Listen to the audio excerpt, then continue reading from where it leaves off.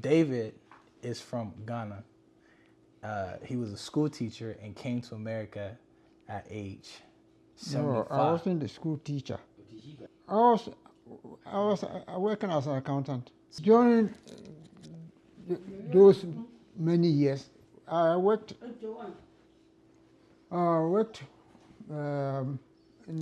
1990s, was it 70? The 70s, you know. I worked first, when I left IPS, I worked first with Lands Department for about 6 months. Then I went to work with State Audit. I worked with State Audit from, I think, 73 to 81 as audit assistant. So when so then when did you become when did you go to Nigeria then? That Nigeria, it was when I left State Audit in 1981. Life was hard, and I thought I could, if I went to Nigeria, there would be greener pastures. So I left there, went there as a school teacher. So then, how was Nigeria? Nigeria was good. It was, compared to Ghana at that time, Nigeria was more or less heaven, because you didn't struggle for food. If you worked, if you had work, you could get anything at all you wanted. So it was far better than Ghana. So a lot of people left Ghana for Nigeria. I see. Yeah. Okay. So then, what was it like being a school teacher? School teacher. Yeah. It's normal. Just the only thing is that you have to, after school, you have to come and prepare your lesson notes and go and teach the next morning. That's all. But then, like, what was it like teaching children that weren't Ghanaian? Like, did they? Well, you don't. If you are a teacher, do you have to teach Ghanaians? You can teach anybody. So because in Nigeria we were not using Ghanaian language, we were using English. So if you are able to speak English and you know your lesson, your subjects well, you can teach. It's not difficult. Just like when you are in Ghana and you are teaching. So you only have to know your subject, prepare well, and go to class. Okay. Some of the boys were clever. If you don't prepare well, he will make you hot. So you have to prepare well and go to your class. So, but one thing is that some of the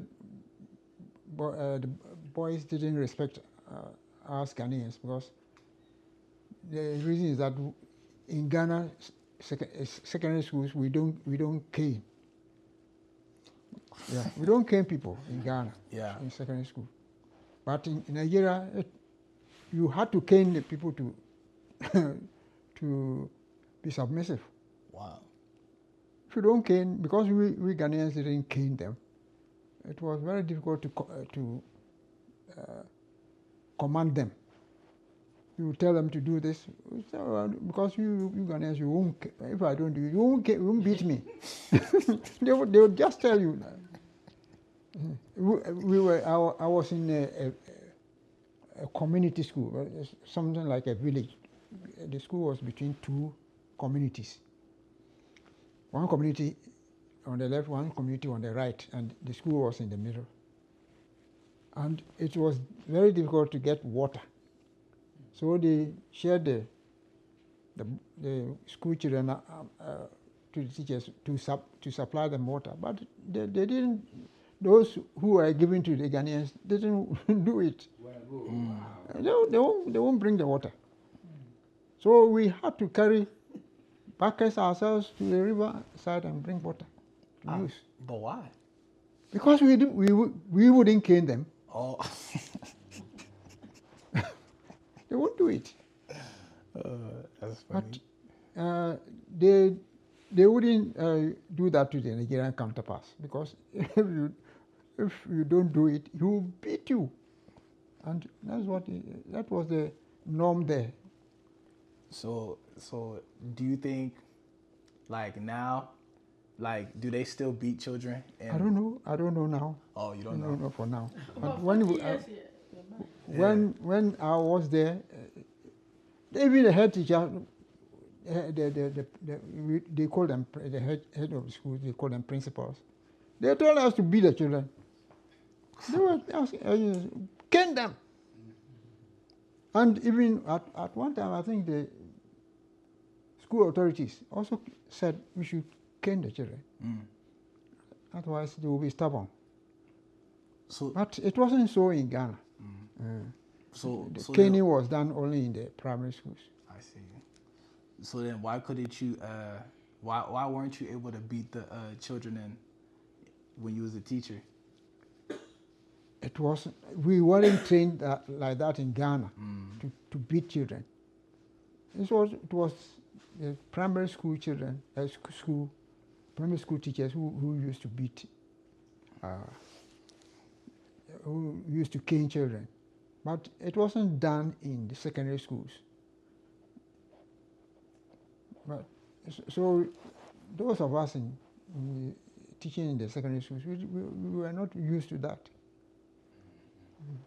Now, I mean, do you think it's good to discipline children at school? Well, discipline takes many forms. It's not only caning. In fact, I think caning school children, caning is more or less out of date.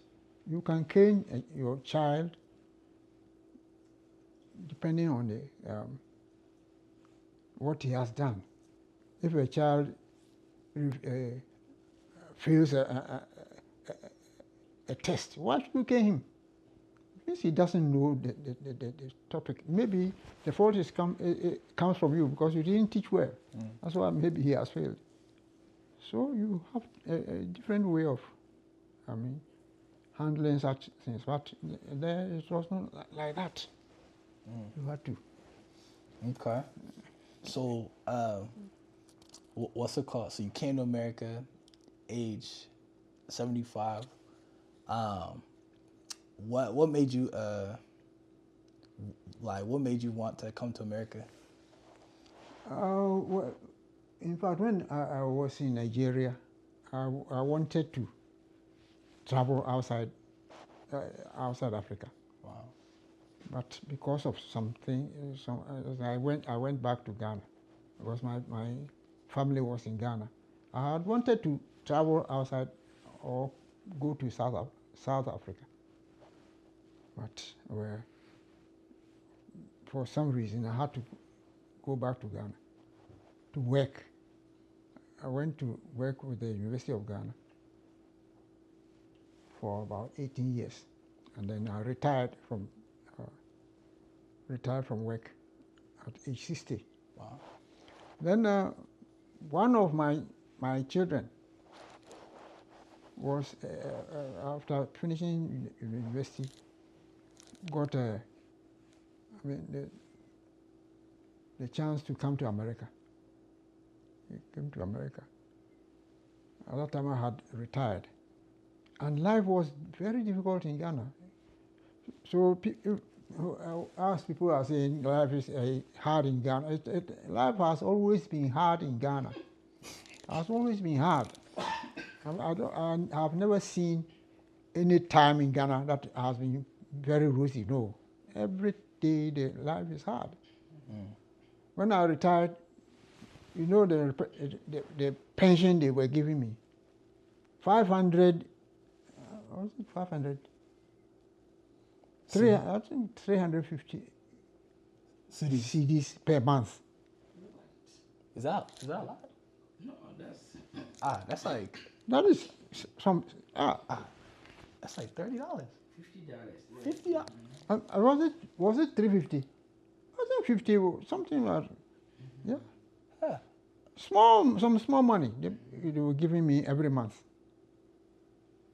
And so life was very, very hard. I wasn't even to pay for a comfortable room for my family was hard. So a time came when we had to go back to Kumasi because rents were lower. Yeah, it was cheaper in Kumasi than in Accra. And we had to stay there for 5 years. At that time, my son had come to America. So I communicated with him that, why don't you bring me here so that I can also do something? But for some time, I think he was not able to do it.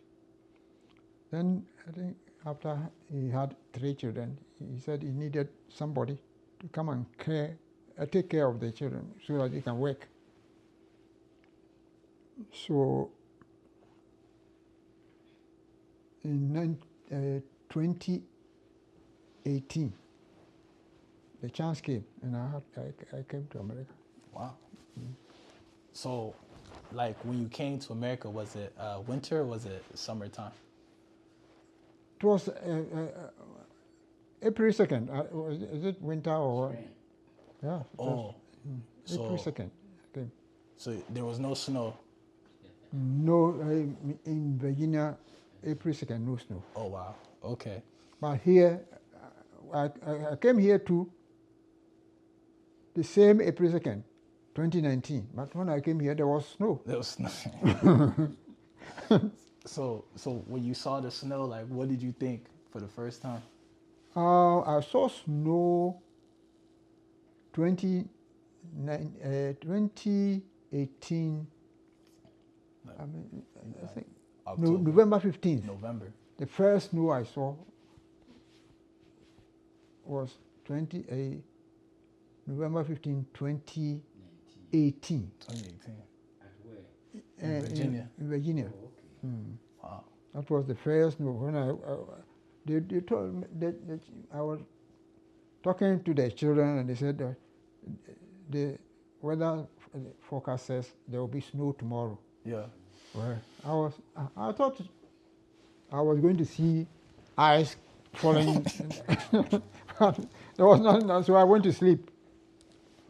When I got up the next morning, the whole compound was white with snow. That was my first snow. So When they said snow, when I saw ice, I thought the thing was going to drop like just but later when I saw it snowing, it was just coming like at Intrihu. that's cool. So then, like, what so you already said why you came to America. So like, what did you think about America before you came? Well, everybody in Ghana thinks America is wonderful.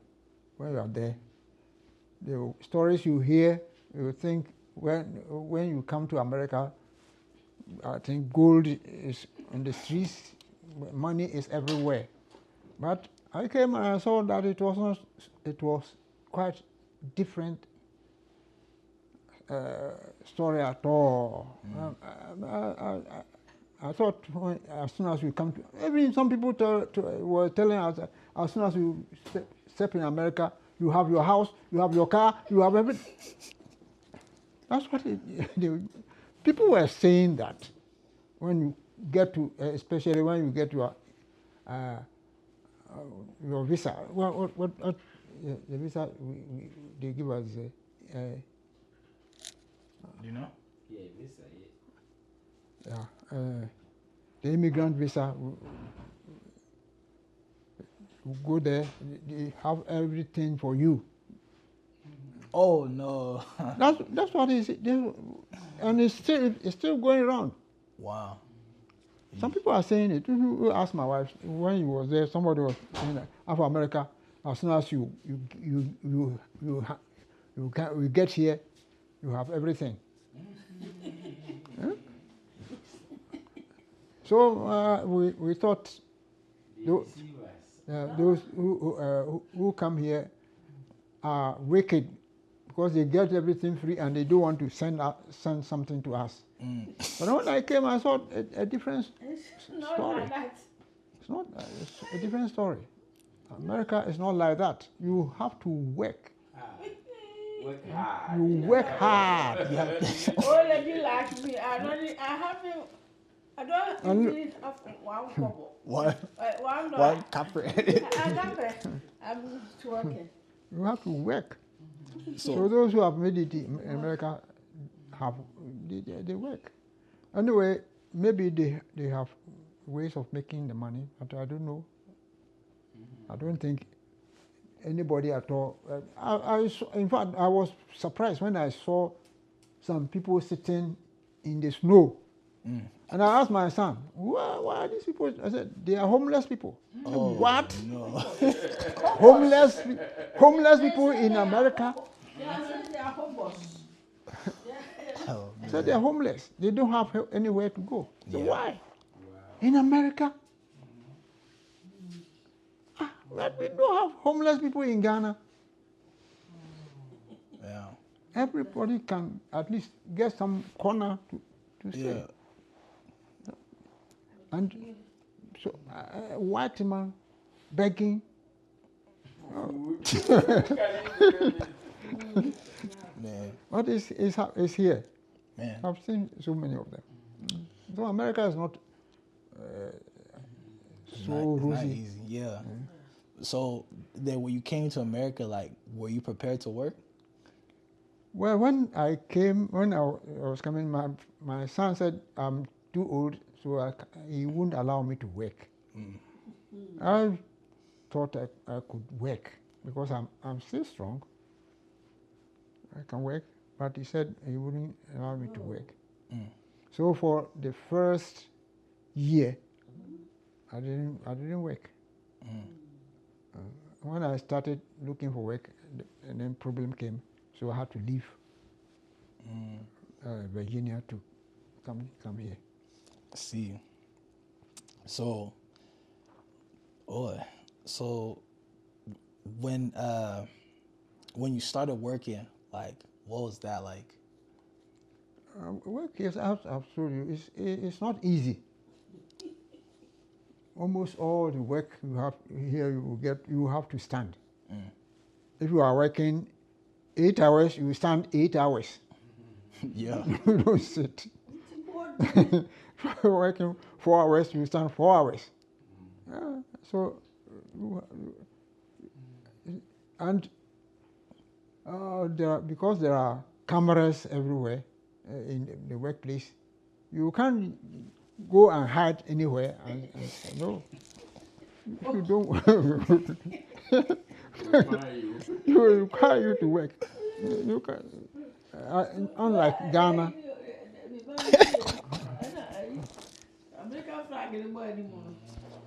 Unlike Ghana, where you could dodge and your employer and hide somewhere for some time. So when you were in Ghana, are you saying that sometimes you'll go hide? I'm not saying I go hide. Yeah. But some can go, they can leave the workplace and go and be somewhere for some time, and the employer will not know. The employer will not know. But here you can't do that. For instance, here if I need some money, I have to go to bank. I can't run away from work and go to bank and get money quickly and come. No, they will see. They will find out that I've been away.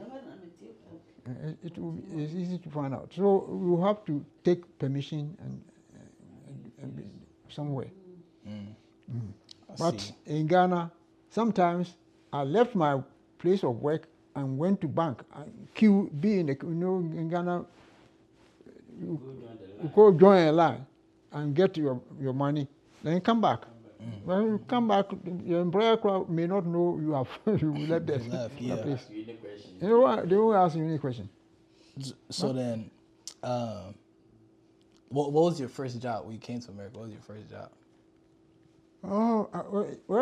I came here and I was looking for a job, and anywhere I went, they look at my CV. I have no job experience according to American standards, and they look at my age. Hey, Who give you what? they said, "Oh, I went to so many places. They won't give me work." So I had to resort to the cheapest job I could land on. Dishwashing and all sort of odd jobs. I went. Then later I think I had job with Walmart for this thing.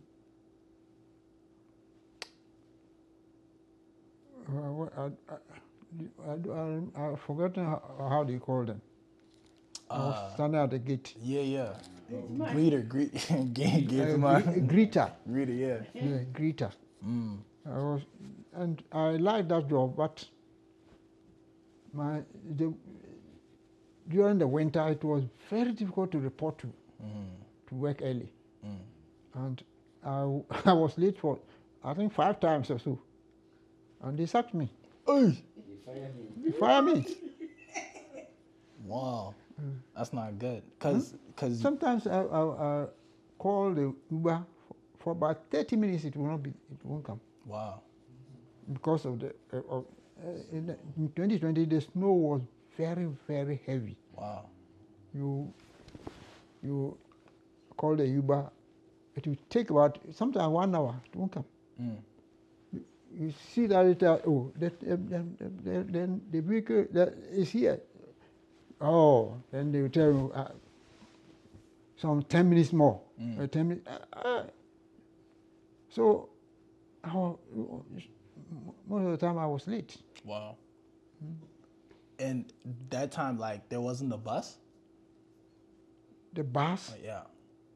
The bus doesn't go everywhere. If I want to take the bus, means from my house to West Acres, take another one to Walmart. Wow. That is a long way. Yeah. That's true. You know where Bradom lives? That's where I was living. Oh, you have to take the bus 24 to West Acres. Then you take bus 15 to Walmart. When you close, you take bus 15 to Walmart. Then you take 24 back. Wow. There was no direct bus from my residence to my place of work. Wow. It's not like here. After here, now if I want to go to Walmart, I just take the bus and it goes there direct. The bus that goes from here to West Acres passes through Walmart, so it's easy for me. Wow. So if at that time I had been here, these things wouldn't have happened. So then, like, where do you work at now? Like, where do you work at right now? I'm working with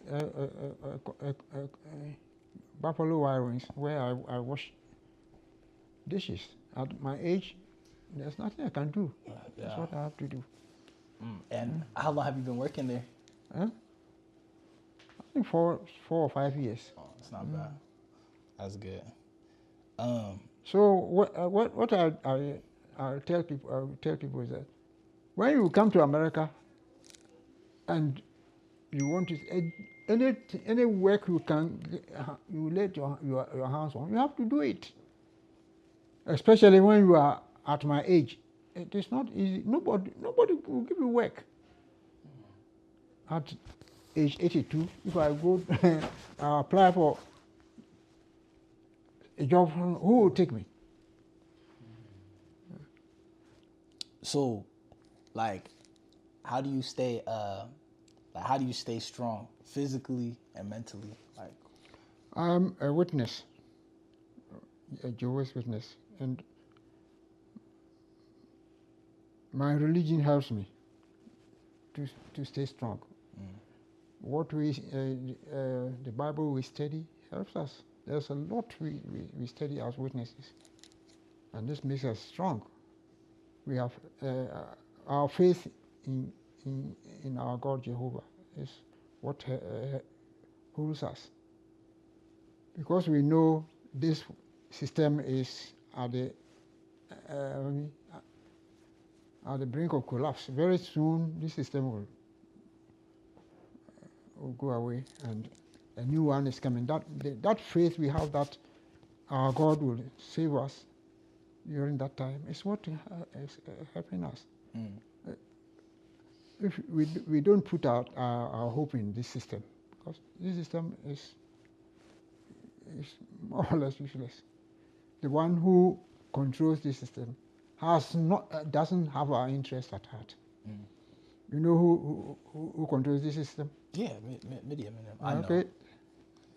Satan, the controller of this system of things, knows that the system is coming to an end very soon. And if we are able to stay faithful to the end, our God will help us. So that is what makes us able to stay. So, do you, like, when you were in Ghana, like, because you said things were hard, so then how were you, like, getting by? Like, how were you surviving? Getting what? Like, how were you, like, surviving in Ghana? In Ghana? Yeah. Well, it's still our faith. The faith is what has helped us. A lot of my colleagues who were not witnesses are gone. It is our faith in God that is keeping us. That is the only thing. Because some of them they had money, but anything, small thing happened to them, well, they can't stand. But we are able to stand because of our faith. That's all. So, if you think to the past, like, do you remember what your parents and your grandparents, do you remember what they were teaching you? My parents teaching? Yeah. My parents were not witnesses. My grandparents were not. I think I'm the first witness in my family. My mother, my father, nobody. And since I became witness, my brothers, they have all. They all say they don't want my faith. So none of them is with me. I think very recently, one of my brothers has started studying. But the rest, well, they are on their way. Okay. So, like, what was it kind of like growing up, in Ghana? Like as a kid, like. I had kids. Yes, I had 7 kids. But I'm saying, like, when you were. When I was a kid. Yeah. Okay. That is many years ago. When I was, my father had 2 wives, and he had 14 children with my mother, and 7 children with the other woman. So they had. He had 21 children, and I am the oldest. Wow. There were 21 children. And they never went to school. My mother didn't go to school. My father didn't go to school. Because they said when school came to our town, they wanted my mother to go. They said his uncles said no, for a woman, they wouldn't allow a woman to go to school. Oh, wow. So, even my sister who came after me, she went to school from class 1 to class 2, and then at one time I said, he is a woman. Let him come. Stop school. Oh, no. Stopped her from going to school. So that was the norm of the day. But now they say, if you go to Ghana now, the ratio is, I think, 100 boys to 106 girls. Wow. In high school. High school. Yeah. Wow. Anyway. So the trend has changed. At that time, it was only boys who were going to school. The girls were not going. So my parents didn't go to school. My father could read a little. But my mother went to night school for many years and he couldn't read anything. My mother started going to night school before I went to school. Because of the chores in the house, she wasn't able to do anything. Wow. So, like, what was school like for you? Well, school was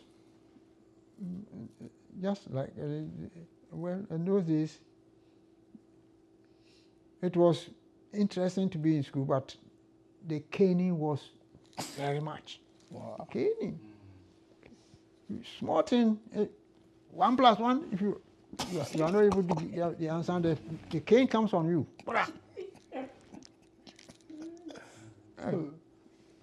The first thing we did in school was mentor, mathematics. That is oral. The teacher will go around, call the question, and you have to answer. If you are not able to answer, you have a cane. That was But anyway, because I feared cane, I used to study. I studied. So most of the time I was able to dodge the canes. So, what made you become an accountant? Well,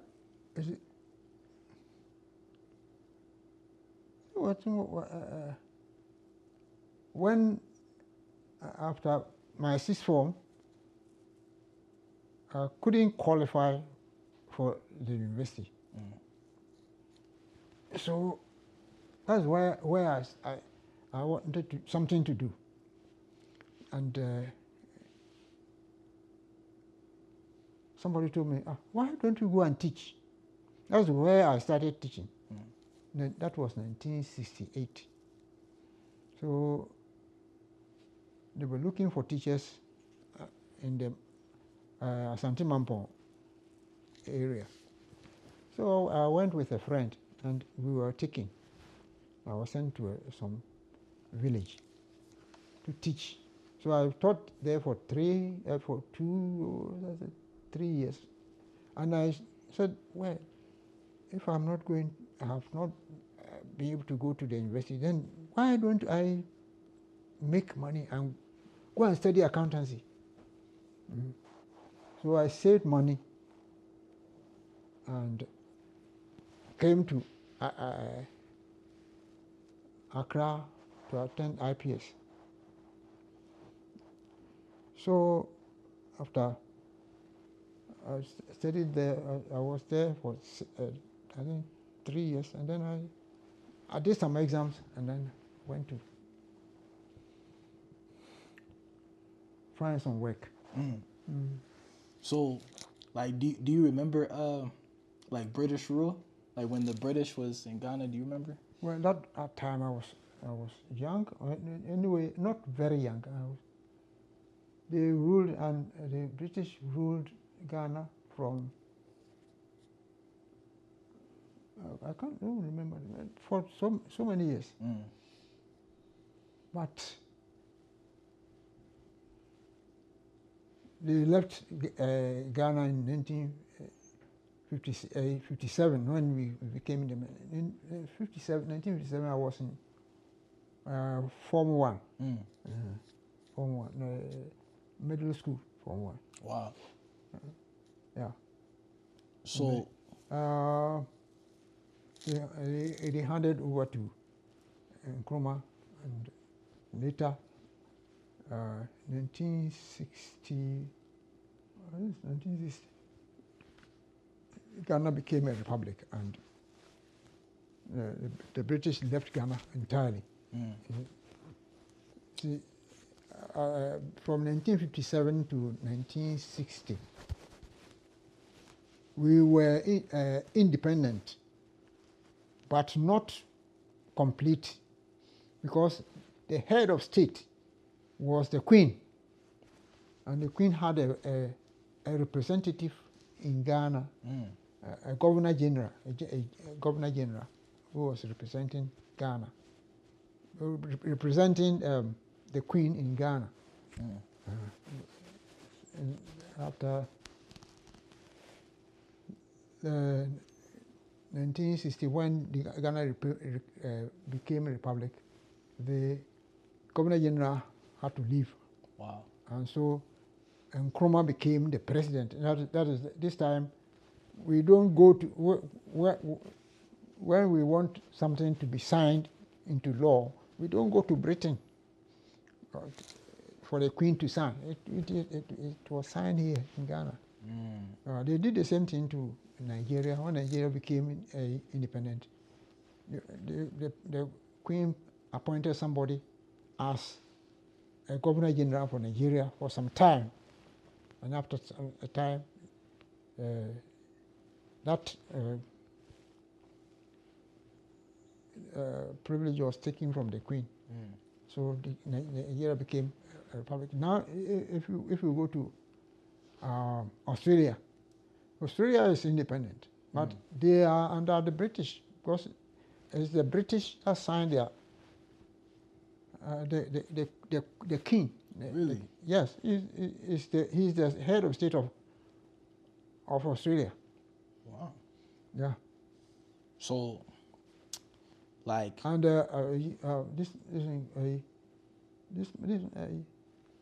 Jamaica too has still. the king as the head of state. Wow.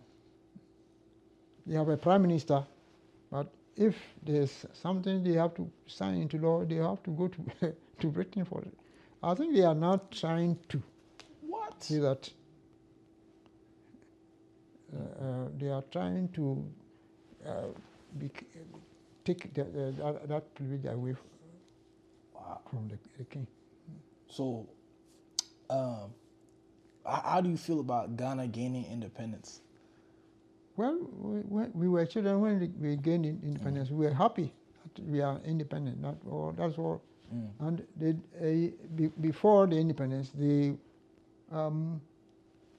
people went around, Nkrumah and his boys went around telling us that when we become independent, everything will be free. Things will be cheap. That's just what they were telling us. But when we became independent, nothing changed. As I've told you, Ghana has never been rosy. It has been difficult all the time.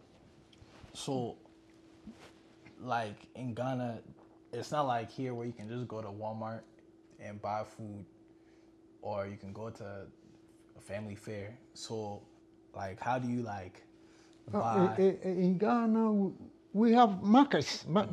You don't have enclosed markets like Walmart. A few are there, but not many. But we have open markets. If you go to any town, there's an open market. where people come and sell on market days. Wow. Some of the markets in Accra, for instance, you have the Makola market, so many other places where the people come, open place and sell things every day. And so it's just like here, but this place is neater and more disciplined. But in Ghana, sometimes they even sell on the ground. So, like, if you didn't have, like, let's say, you didn't have a good job, like, how would you eat? In Ghana? Yeah. Well, if you don't have a job, Yeah. there's nobody in Ghana who doesn't have a job. Oh, okay. Well, when in Ghana, when they talk of unemployment, what I have seen is that when they talk of unemployed means I'm not being paid by government. That's what they mean. So people, when somebody is, say, selling guachi, and you ask him what we adjuma, so there be minya adjuma, guachi na manua, or he feels that guachi selling is not a job. Somebody, there are so many people who are doing work that is even paying more than somebody who puts on tie and goes to office. They feel that somebody who is in tie and goes to office is the one who is employed. But that as unemployment doesn't mean that. If you are doing anything that gives you your food, you are employed. So there are so many people yes. When at reality, Isa was doing something like that, and that's what they were saying. And the people they interviewed, most of them said they were not employed. But when they looked at the money they are making, the money they are making is better than somebody who goes to office. So then, if you didn't become an accountant, like if you didn't go to IPS and become an accountant, was there something else that you would have done? Yes, I could have done something. I could have done something. I mean, at least I had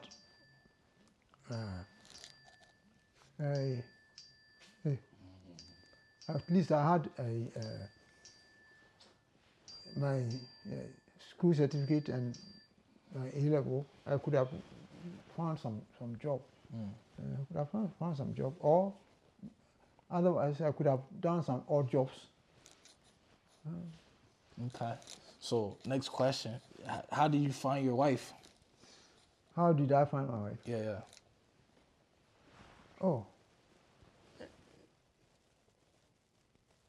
when I became a witness, I was baptized in 1974, and I when I started I learned the truth. I said I wouldn't. I mean, my parents said when I became a witness, my parents said I should come home and marry. I said, whom should I come and marry? I'm a witness. I can't come and marry anybody. So, but then, who the brefie na butima wale obina na kwa sorry. That mean I can marry anybody and bring that person into my church. And I said no. The witnesses don't do that. If the person wants me, that person must be a witness already. I shouldn't go and bring somebody into my church. We don't do that. So I started looking for somebody, and this my woman, my wife. If I come around those tools, so. She came from Gosu, and she used to come to Accra That was around 1970, around that time. Anytime she came to Accra, she was staying in a place in Accra called 37. License office.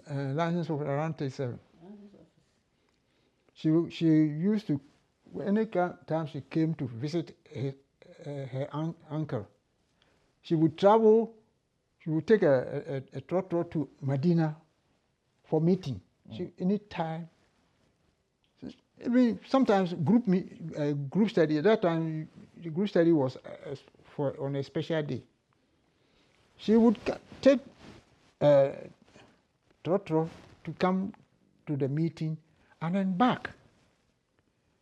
And then I started, this woman, the way she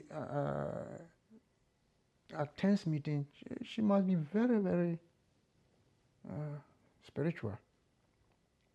So a friend told me, why don't you consider this woman? Because only few people would stay at 37 or license office and come to Medina. At that time, it wasn't easy. The trotro crowd to Medina, from Medina to that place, was not a joke.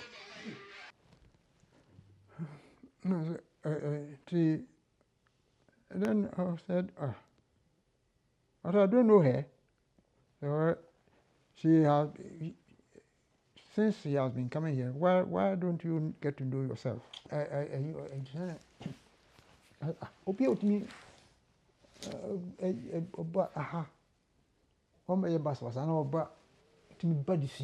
Free 37 for car na bi na jokura just san wasan for car ko dinne mu ne ma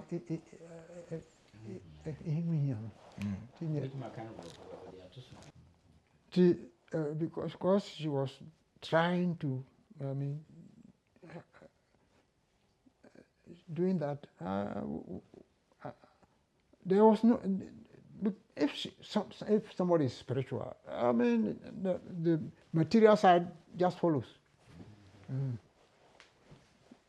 look at the spiritual side first before the material. So, if somebody is spiritually strong, it is not difficult to. I mean, and I was also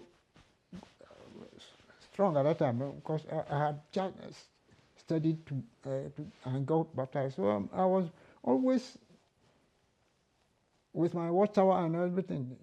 So because we were strong, it wasn't difficult to get the two of us together. I was in fact not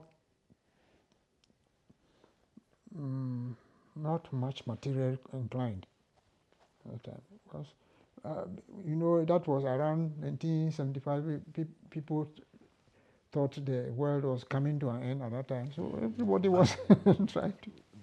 What? Why? Those are some of the people we came to meet were telling us that 1975 the world was going to end.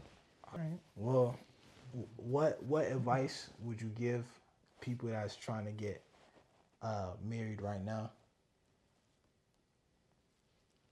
Well, get to know yourselves. Get to know yourselves. You have to know your likes and dislikes. That's all. Know yourselves.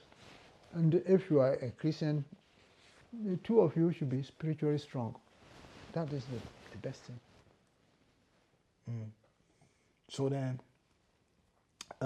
what was it like raising children in Ghana? It is difficult because of the poverty. That is hard. But I didn't know it's real.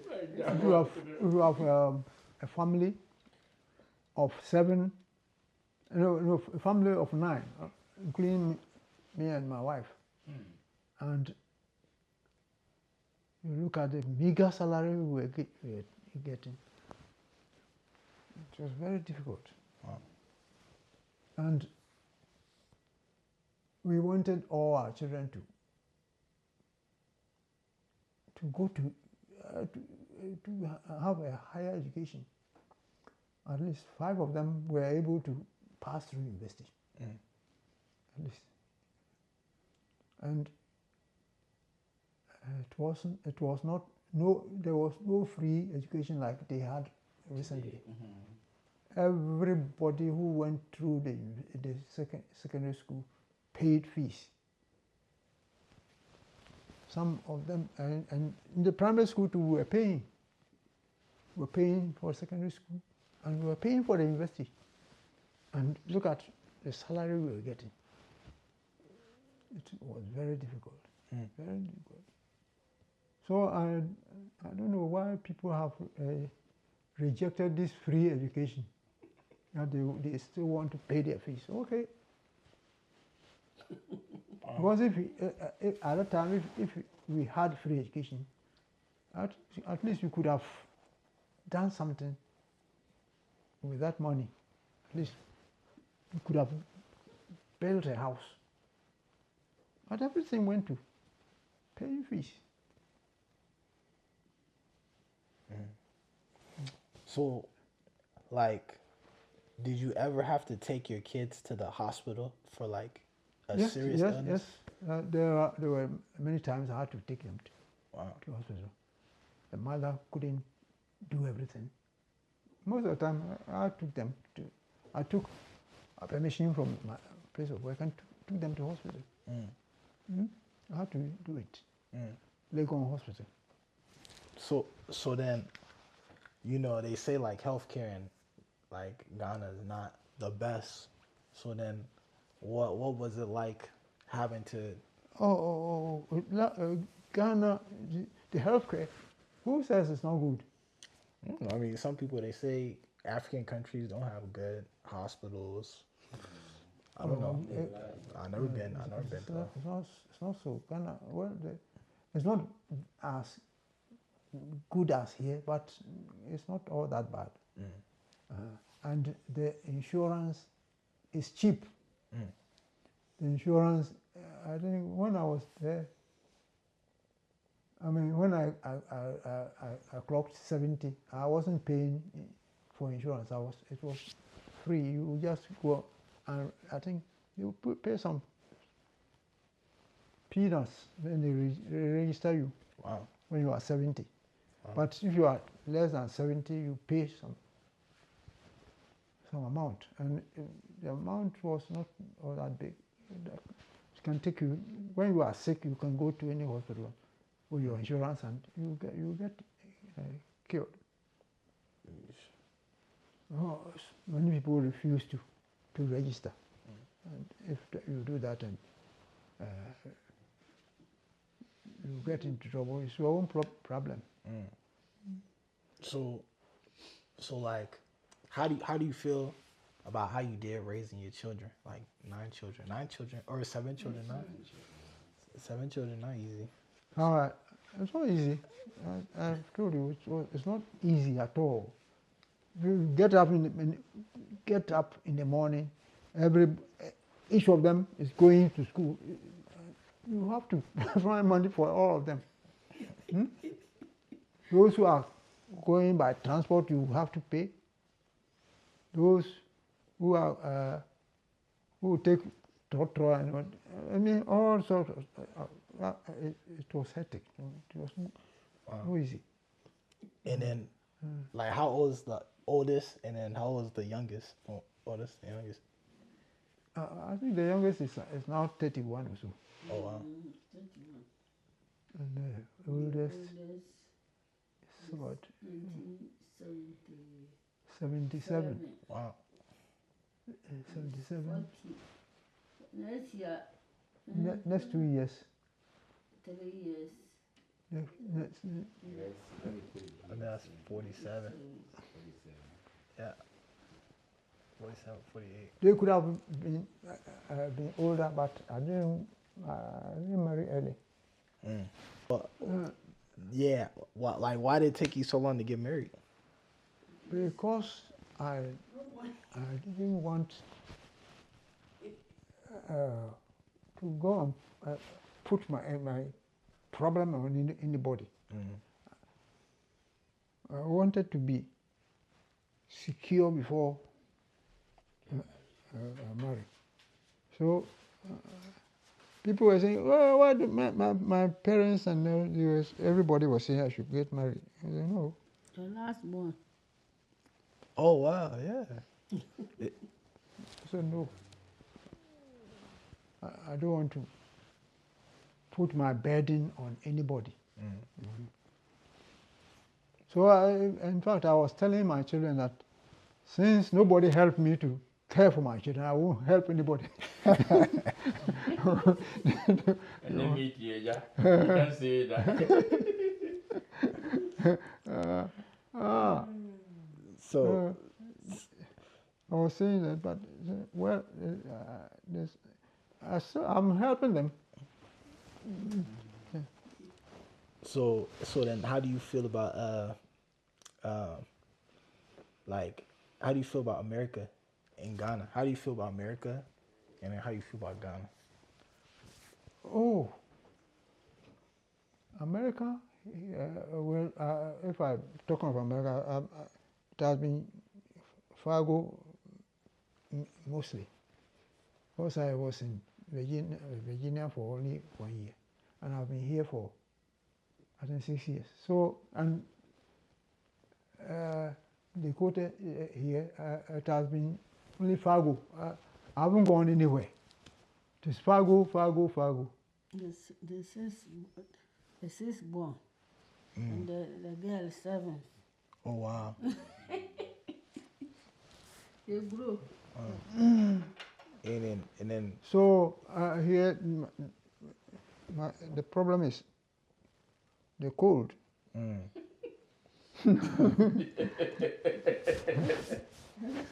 You get to tell Chrissy how you cry when they was good. I've cried many times. oh man. I've cried many times. Man. It was too cold for It you. was too cold. I was waiting But at the bus stop, for the bus stop, under the snow. My fingers were. Oh. The bus came.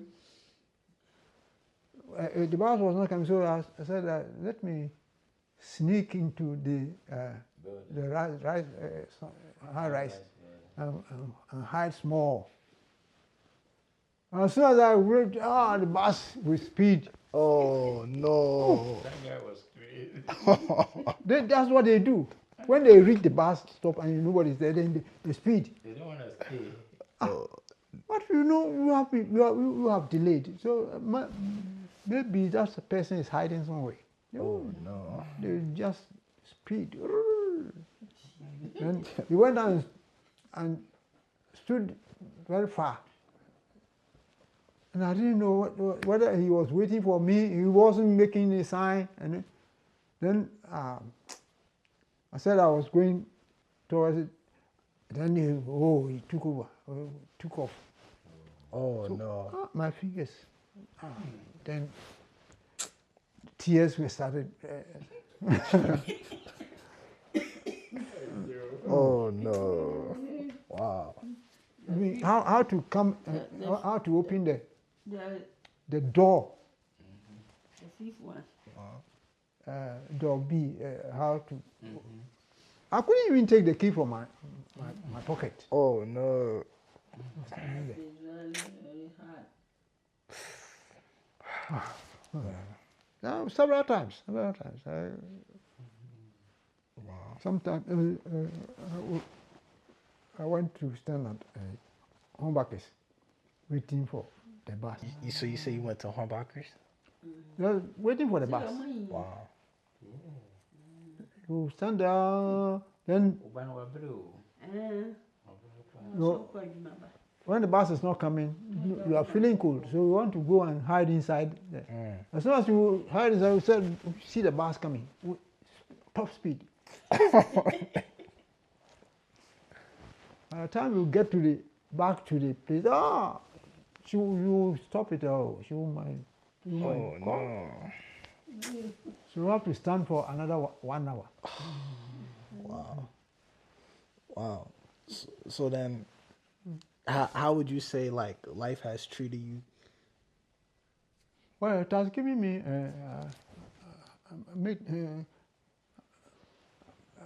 made me strong. I can now endure the cold, endure it. But anyway, I wouldn't say because I'm able to endure, I want to stay. No, I'll go. Now that the chance has come, I have to live here. It has been too tough. Man. And then, what's it like being 82?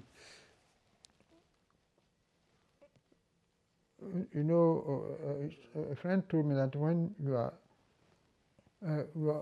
70 to 80, from 70 to 80, from when you are 60 to 70, you are strong. When you are 70 to 80, you become weak. And when you reach 80, then you become strong again. Thank God, thank God. Huh? That's good. When you, from 80 to 90, you become strong again. But from 70 to 80, if you don't die and you reach 80, then Why you didn't tell your wife that? She don't know. She always cried and she feel pain. you are now at 70, when you are in 70s. So well, now I've climbed the 80 ladder. I look to God. He will do it. So then, like, what can you advise us on life? Like, what advice can you give us, like younger people? You have to be patient in life. You have to be very patient. And especially, you have to respect your older men. Because one day you will also be there. You will grow. We will grow. So sometimes, if you give respect to them, they advise you. If you are not respectful, nobody tells you anything. When somebody has something to tell you, you say, "Oh, I have for this man." Leave him. Even if you tell him, he won't take it. So they try to hide things from you. But if you are a good young man, a good boy, you gain a lot. Not that people will give you money, no, but they will give you advice. And, the advice they give you help you.